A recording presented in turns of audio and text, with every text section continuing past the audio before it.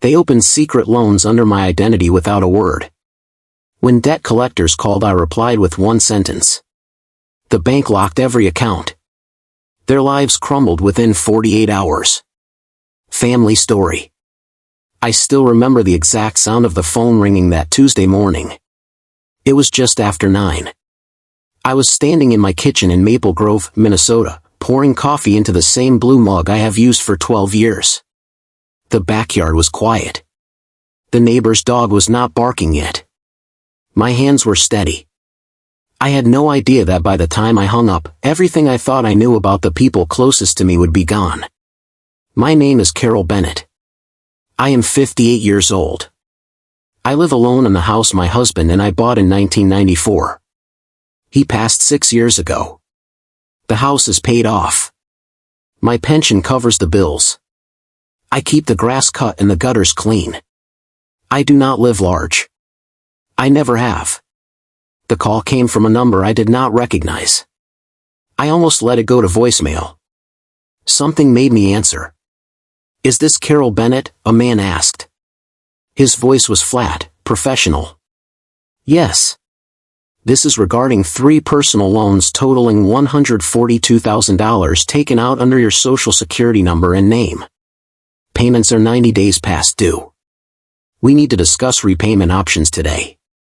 I stood there with the coffee pot still in my hand. The numbers did not make sense. I have one credit card. I pay it off every month. I have never taken a personal loan in my life. I do not have any loans, I said. He read the account numbers. He read the dates they were opened. He read the addresses used for statements. One of them was my son's house 2 towns over. Another was my daughter's. The third was a post office box I had never heard of. I asked him to hold. I walked to the dining room table where I keep a folder of important papers. My Social Security card was still in the plastic sleeve. My driver's license was in my purse. Nothing was missing. Nothing looked disturbed. When I came back on the line, he was still there. I never authorized those loans, I said. I never signed anything. I never applied for anything. There was a pause. Then he asked if I wanted to file a fraud report. I said yes. He transferred me. A woman named Denise took over. She was calmer. She asked the same questions again.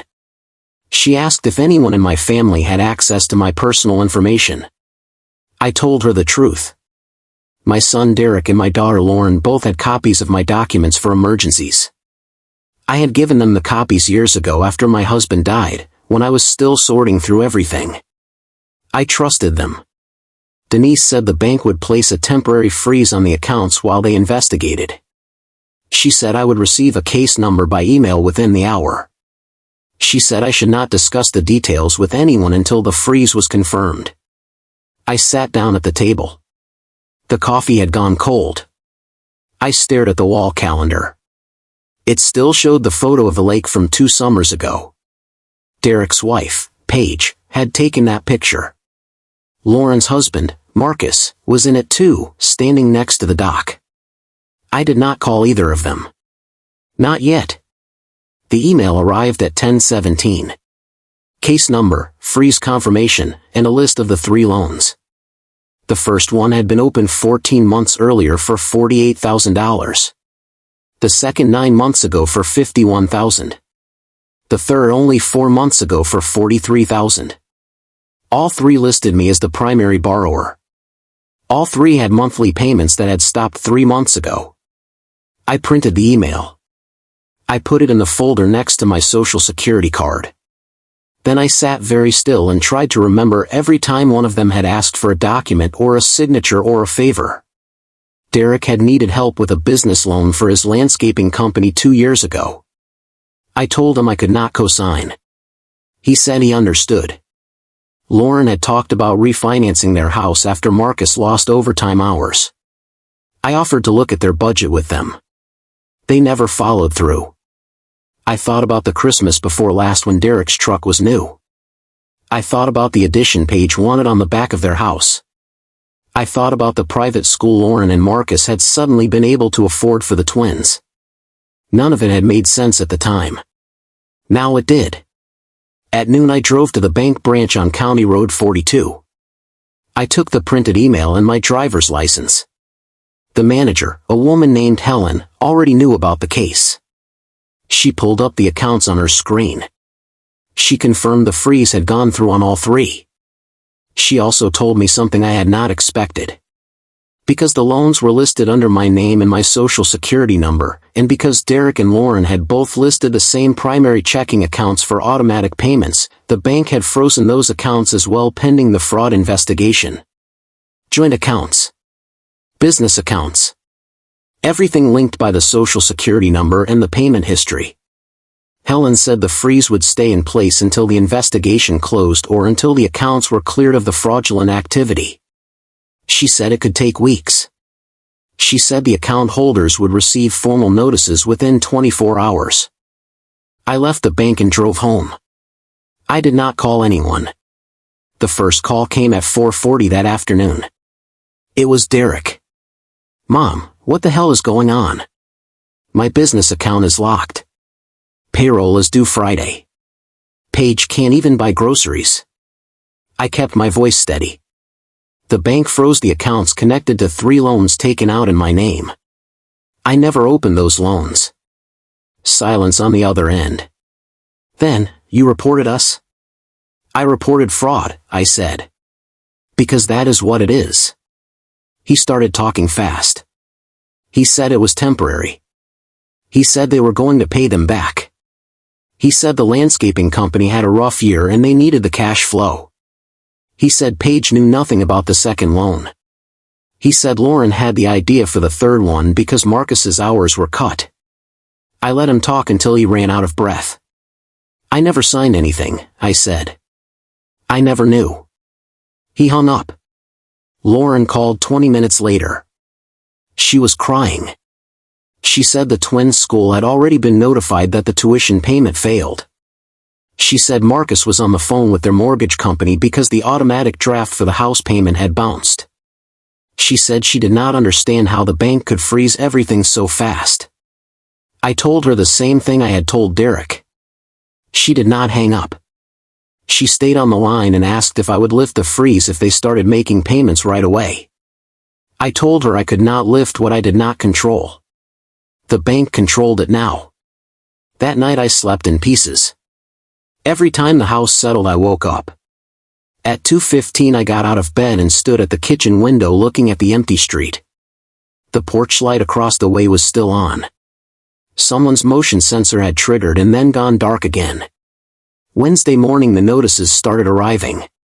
Certified letters for Derek and Lauren. Emails. Text messages from the bank's fraud department. By noon both of them had called again. Derek's voice was different.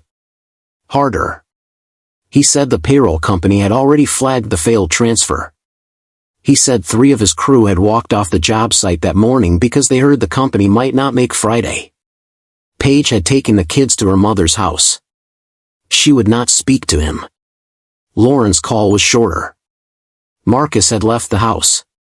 He said he needed space. The school had given them 5 days to bring the tuition current or the twins would not be allowed to return after the holiday break. I made a pot of soup I did not eat. I sat at the table with the case number in front of me and waited. At 3:10 a.m. different number called. It was a supervisor from the bank's fraud unit. She asked if I still wanted to proceed with the formal fraud claim. I said yes. She asked if I was prepared for the possibility that criminal charges could follow if the signatures on the applications did not match mine. I said I understood. She told me the freeze would remain absolute until the claim was resolved. No partial releases. No temporary access for payroll or mortgage. Everything stayed locked. I hung up and looked at the clock. 31 hours since the first collector had called me. Thursday morning Derek showed up at my door. He looked like he had not slept. His work boots were still on. He did not come inside. He stood on the porch and asked if I knew what I had done. I told him I knew exactly what I had done. I had answered a phone call with the truth. He said the company would not survive the weekend. He said the equipment leases were already in default because the automatic payments had failed. He said Paige had told him she was filing for separation if the house went into foreclosure. I did not invite him in. I closed the door. Lauren's text came an hour later. It was longer than any message she had ever sent me. She wrote that Marcus had moved into a motel. She wrote that the twins were asking why they could not go back to school. She wrote that she had tried to explain and could not find the words. She asked if there was anything I could do. I did not answer.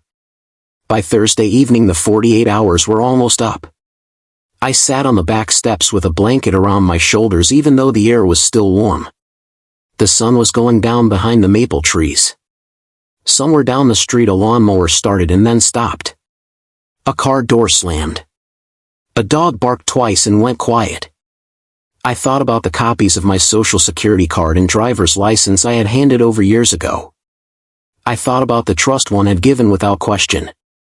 I thought about the new truck in the house edition and the private school and the way none of them had ever sat me down and told me the truth. The bank would keep the freeze. The investigation would move forward.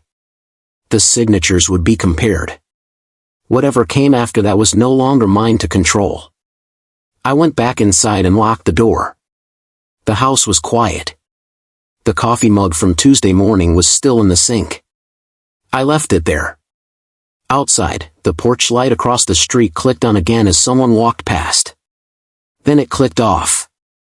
The street returned to darkness. And for the first time in 2 days, I slept through the night.